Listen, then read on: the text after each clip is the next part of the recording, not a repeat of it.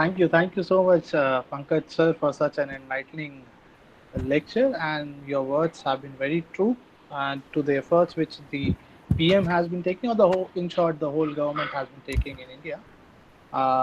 Thank you, sir. So the next or the first speaker of this webinar we have with us is Sri Guru Prakash ji.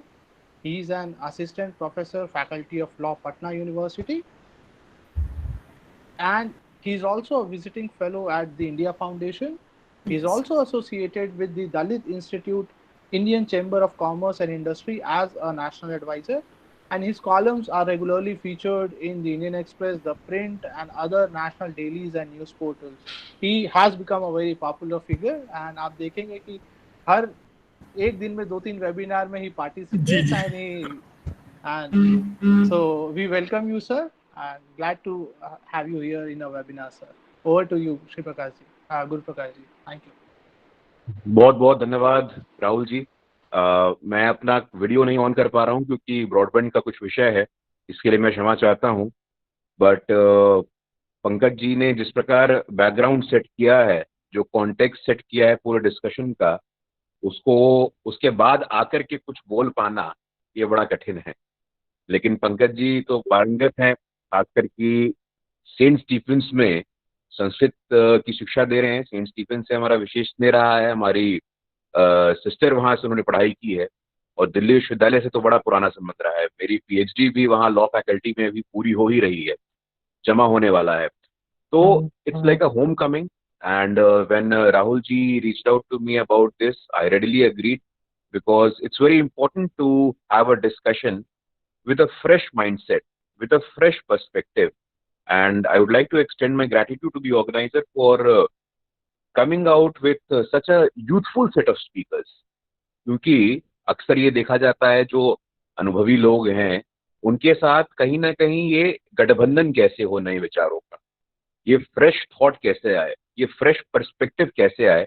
तो आप लोगों ने ये जो webinar series का आज पहला संस्करण है, इसमें अलग अलग सेक्टर्स से, अलग अलग एकेडमिक डिसिप्लिन से जो लोग अलग अलग सेक्टर्स में प्रैक्टिस भी कर रहे हैं, जैसे मेडिकल प्रैक्टिशनर्स भी हैं, एकेडमिशियंस भी हैं, तो एक मिक्सिंग ऑफ पर्सपेक्टिव होगा। और जो हमारे 100 के करीब लिसनर्स हैं यहाँ पे, उन सब के लिए एक बड़ा ही बेनिफिशियल एक्सपीरियंस होने वाला है।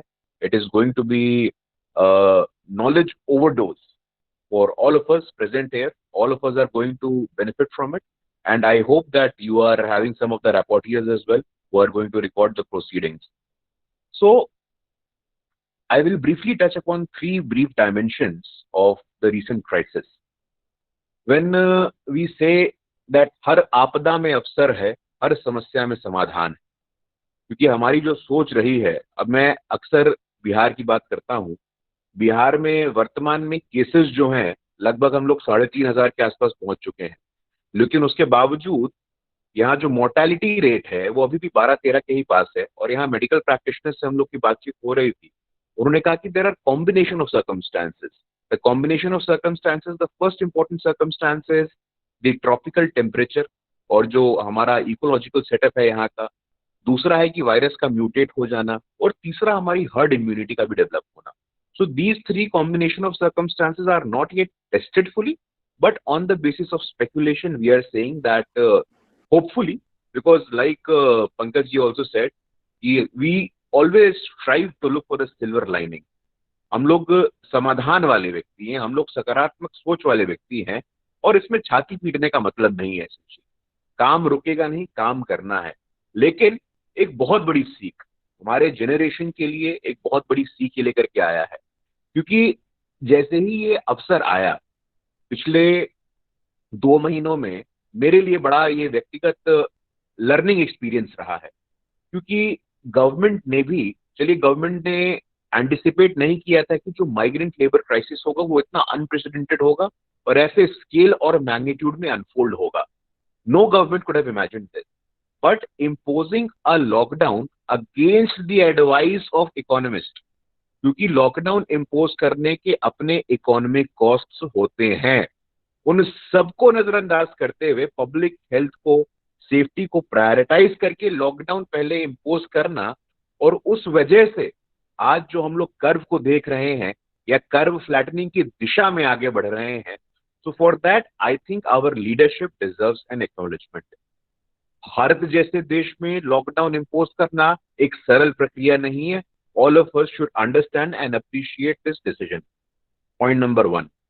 So this crisis unfolded and youth-led interventions, youth-based initiatives, उसमें मेरा एक व्यक्तिगत अनुभव रहा. जैसे ही माइग्रेंट लेबर क्राइसिस हुआ तो हम लोग जो थोड़े बहुत एकेडमिक और पब्लिक लाइफ में हैं, हम लोगों के पास रिक्वेस्ट आने शुरू हो गए कि हम लोग केरला से निकल रहे हैं श्रमिक भाई, हम लोग हैदराबाद से निकल रहे हैं, हम लोग बेंगलोर से निकल रहे हैं, हम लोग दिल्ली से निकल रहे हैं. तो जगह जगह राशन की किल्लत, जगह जगह कुक्ड फूड की किल्लत, जगह जगह ट्रांसपोर्टेशन की भी किल्लत. तो इन समस्याओं का समाधान कैसे किया जाए? तो ट्विटर पे मैं आप सबसे शेयर करना चाहूंगा, ट्विटर पे एक इनिशिएटिव लिया. कुछ बिहार से संबंधित लोग हैं जो बिहार में हैं, कुछ बिहार से संबंधित लोग जो बिहार के बाहर रह रहे हैं. उन्होंने मगध मित्र नाम का एक ट्विटर हैंडल बनाया क्योंकि यूथ लेड इंटरवेंशंस की बात हो रही है. तो मगध मित्र का क्या काम था? मगध मित्र का यही काम था कि मान लीजिए केरला में कोई ऐसा केस आया तो हम लोगों ने पॉइंट ऑफ कांटेक्ट मंगाया, हम लोगों ने एरिया मंगाया, हम लोगों ने रिक्वायरमेंट मंगाया. अब चूंकि मगध मित्र का नेटवर्क जो हम 10-12 लोग थे उनका इतना स्ट्रांग था, केरला का ही मैं उदाहरण देता हूं. जैसे केरला में भारत के पूर्व में रक्षा मंत्री रहे ए के एंटनी, उनके सुपुत्र अनिल एंटनी, वो हमारे अच्छे मित्र थे. तो केरला में जैसे ही कोझिकोडे का मामला आया, हम लोग के मन में आया कि भाई कैसे सॉल्व करें. लेकिन देखिए हर क्राइसिस में कैसे मतलब एक संवेदनशीलता आपको देखने को मिलती है. मैंने तुरंत अपने मित्र से संपर्क किया और उन्होंने लोकल कोझिकोडे में कम्युनिटी किचन में उन लोगों का कोऑर्डिनेशन कर दिया. और ऐसे लगभग आज की डेट में हम लोग 25,000 से 30,000 परिवार श्रमिक तक पहुंच चुके हैं. मतलब जब शुरुआत हुई थी तो मैंने भी कल्पना नहीं किया था कि इतना हो पाएगा, कैसे होगा, क्या करना है. लेकिन जब भी यूथ लेड इंटरवेंशन होता है, क्योंकि जब भी कोई युवा किसी प्रकार का इनिशिएटिव लेता है तो कोई हिस्टोरिकल बैगेज उसके मन में नहीं होता है. ये हम लोग को ध्यान देना चाहिए और ये बहुत अच्छी चीज है क्योंकि आपके मन में किसी प्रकार का कोई प्रेजुडिस, किसी प्रकार का कोई बायस नहीं है. आप ओपन माइंड के साथ सबके साथ एंगेज करके एक काम करने की जिज्ञासा, एक काम करने की इच्छा आपको होती है. तो ऐसे कई इनिशिएटिव थे. पटना की मैं बात करूंगा कि थैलेसीमिया एक बीमारी होती है. थैलेसीमिया में ब्लड ट्रांसफ्यूजन की जरूरत आपको रोज पड़ती है. तो इस क्राइसिस में हम लोगों ने देखा कि जो इकोनॉमिकली चैलेंज सेक्शंस थे उनके बच्चों की जो खून की आपूर्ति हो वो कैसे पूरी हो. तो इस प्रोजेक्ट पे मैं सबसे बताना चाहूंगा और उनका नाम भी एक्नॉलेज करना चाहूंगा, मुकेश इसारिया करके एक अपने हैं, उनकी पूरी टीम भाई साहब इसी कार्यक्रम में लगी रही कि कोविड क्राइसिस में थैलासीमिया पीड़ित आर्थिक रूप से जो पिछड़े लोग हैं उन बच्चों को समस्या ना हो. तो ऐसे बहुत सारे इनिशिएटिव्स जो कि यंगस्टर्स ने लिया, ये काउंटलेस इनिशिएटिव है.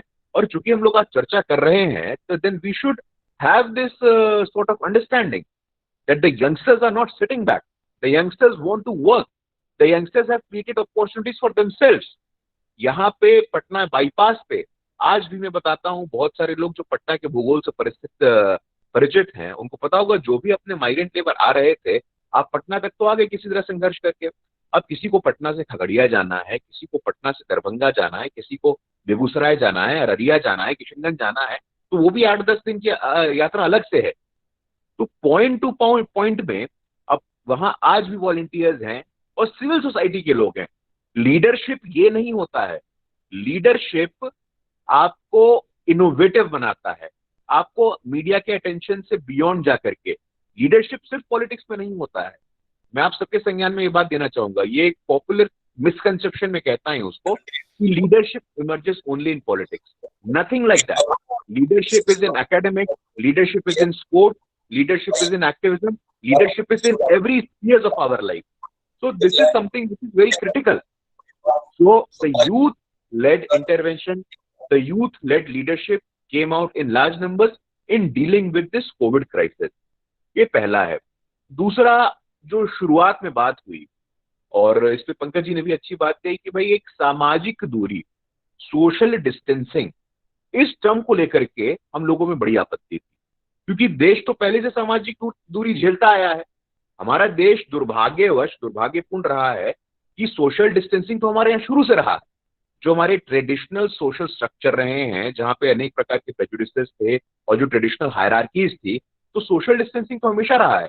तो कुछ जो दकियानूसी विचारधारा के लोग थे उन्होंने तो इसको जस्टिफाई भी करना शुरू कर दिया था कि सोशल डिस्टेंसिंग देखिए, हम आपको तब कहा करते थे कि नहीं, ये सामाजिक दूरी बना के रखनी चाहिए, और जो एसेंशियली वर्ण व्यवस्था को सपोर्ट करते थे और जिनके मन में ऐसी संकीर्ण विचारधारा थी, लेकिन उस सोशल डिस्टेंसिंग से फिजिकल डिस्टेंसिंग की यात्रा, सामाजिक दूरी से शारीरिक दूरी, डब्ल्यूएचओ ने 19 मार्च को एक प्रेस कॉन्फ्रेंस करके ये कहा, because voices started emerging from the parts of Africa, from the black movement in US and from the Dalit movement in India as well, कि किसी भी महामारी की आड़ में कोई एज ओल्ड प्रैक्टिस को वैलिडेशन ना मिल जाए। ये भी चिंता हम एकेडमिक्स का है, ये भी चिंता हम सोशल एक्टिविस्ट का है कि कोविड की आड़ में सोशल डिस्टेंसिंग दोबारा से इंस्टीट्यूशनलाइज ना हो जाए। तो सोशल डिस्टेंसिंग नहीं, फिजिकल डिस्टेंसिंग आप उपयोग करें, और ये समय सोशल डिस्टेंसिंग का नहीं, सोशल सॉलिडारिटी का है, सोशल सॉलिडारिटी। और प्रधानमंत्री जी ने भी अपने मन की बात में सामाजिक दूरी का उपयोग ना करके शारीरिक दूरी का उपयोग किया। बहुत सारे सोशल इंटरवेंशन ऐसे हुए जहां लोगों ने ऐसा एक्नॉलेज किया कि देखिए भाई, सोशल डिस्टेंसिंग का उपयोग करना इसका कोई मतलब नहीं है, ये दोबारा अपने समाज में जो जाति पाति की व्यवस्था रही है, जो क्योंकि सोशल स्ट्रक्चर हमारे यहाँ ऐसा रहा है दुर्भाग्यवश, उसमें बहुत सारे परिवर्तन आए हैं और वो एक अलग सेमिनार का विषय हो सकता है। But this is one of the important takeaways that we must understand from this crisis, that there are voices during the times of crisis as well who spoke against it. लोगों ने मन में ये भय आया कि भाई मैं ये बात अभी करूंगा तो लोग कहेंगे अरे नहीं, ये तो अपने पुराने डिबेट में ही एंगेज हो रहा है, ये क्राइसिस का समय, लेकिन ऐसा नहीं है। और लीडरशिप ने भी एक्नॉलेज किया इस इशू को। Something this is very important कि ऐसे आपदा के समय में ऐसे प्रैक्टिसेस हमारे यहाँ नहीं आना, ये बहुत इंपॉर्टेंट है। यूथ लेड इंटरवेंशन आपका दूसरा हो गया, social solidarity in place of social distancing आपका हो गया। और तीसरी जो अपॉर्चुनिटी है, जो मैं चाहता हूं कि काफी ब्रीफली आपसे मैं डिस्कस करूंगा, कि भारत के लिए क्या अवसर है, how can India occupy this position of global leadership in the new world order, because all of us are students of politics, all of us regularly follow world politics and the developments that are happening across the world. So we would realize there is a huge opportunity for India to have a substantial, respectable position in the new world order in the post-COVID world. And we have emerged, I think, as an international institution builder. अगर आप देखें, Covid के तुरंत बाद SAARC का एक conference होता है जो हमारे प्रधानमंत्री लीड करते हैं, G20 का एक कॉन्फ्रेंस होता है जहां हमारे प्रधानमंत्री जी का हस्तक्षेप होता है। इसके अलावा भी आप जो पिछला कार्यकाल देखें, international yoga day has been only one resolution that has been supported by the maximum number of nation in the United Nations. That is the power of our soft diplomacy. उसके बियॉन्ड इंटरनेशनल सोलर अलायंस आप देखें, France के साथ मिलकर के कैसे एक international institution आप बिल्डअप कर सकते हैं, ऐसा वातावरण आप बना सकते हैं, तो ये आपके ऊपर है। तो हमारे देश के नेतृत्व के समक्ष आज एक महत्वपूर्ण सवाल, एक महत्वपूर्ण अवसर आके खड़ा हो गया है, that how do we occupy the position, because we should understand one thing. आज से 30-40 वर्ष पहले जो ग्लोबल पावर एक्सिस हम जिसको कहते हैं, तो ग्लोबल पावर एक्सिस वो पैसिफिक के एरिया में था। आप देख लीजिए, जितना भी यूरोप, वेस्टर्न यूरोप है और parts of United States of America, तो पावर एक्सेस वहां हुआ करता था। बट चूंकि with their demographic getting old, the power axis has now shifted to Indian Ocean. तो पैसिफिक ओशन से इंडियन ओशन में हमारा ग्लोबल पावर एक्सेस आज की तारीख में शिफ्ट हो गया है। उसके कई कारण हैं। Look at the economies of the South East Asian nation, they are called tiger economies. Economy is hot here, market is good, democracy. So basically this region is offering you a very interesting tadka of economic growth, democracy and young population as well. ये तीन चीजें बहुत important है। और आने वाले समय में जब ग्लोबल अटेंशन यहाँ पे आ रहा है, जब सारे के सारे जो भी विश्व भर में विश्व के आर्थिक मसलों के जानकार हैं, जो चर्चा करते हैं, now they realise that the global theater of world politics is now becoming Indian Ocean. आप देख लीजिए, साउथ चाइना सी का जो मामला है, जो फिलीपींस के पास डिस्प्यूटेड आइलैंड्स हैं, वहां पे चीन का लगातार कुछ ना कुछ एक्टिविटी हो रहा है। इस क्राइसिस के समय भी चीन का ईस्टर्न पार्ट ऑफ लद्दाख में देखिए क्या एक्टिविटी चल रहा है. So these are something which we should understand as a student of international politics, as a student of policy. क्योंकि एक और हम लोगों को ये समझना चाहिए, जो फॉरेन पॉलिसी का फोकस पाकिस्तान पे है, Pakistan is not a threat but China is the real threat.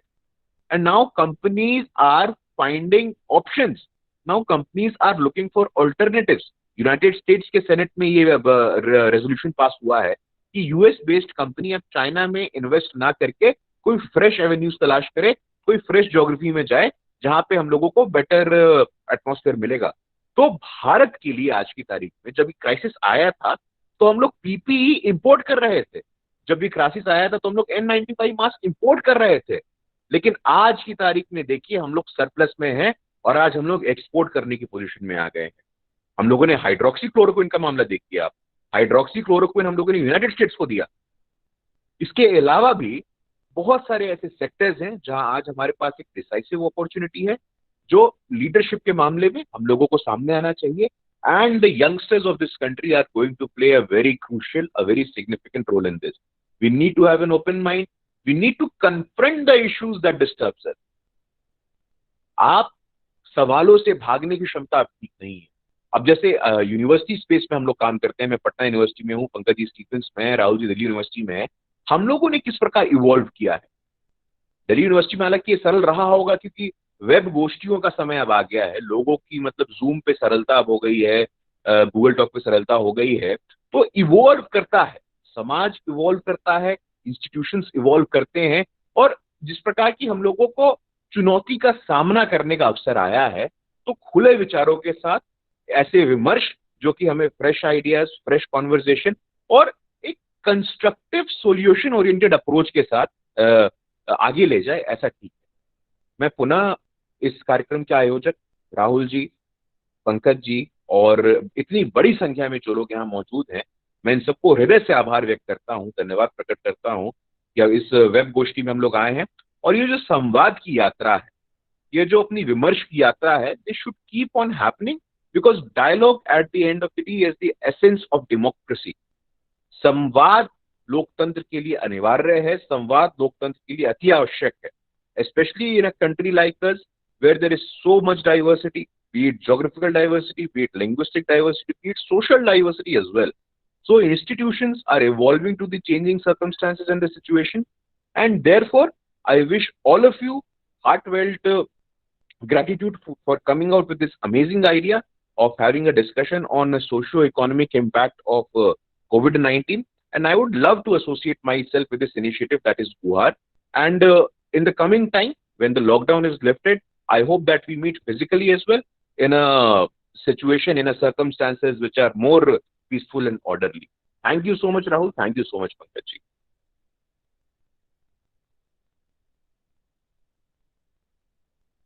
Over to you, Rahul.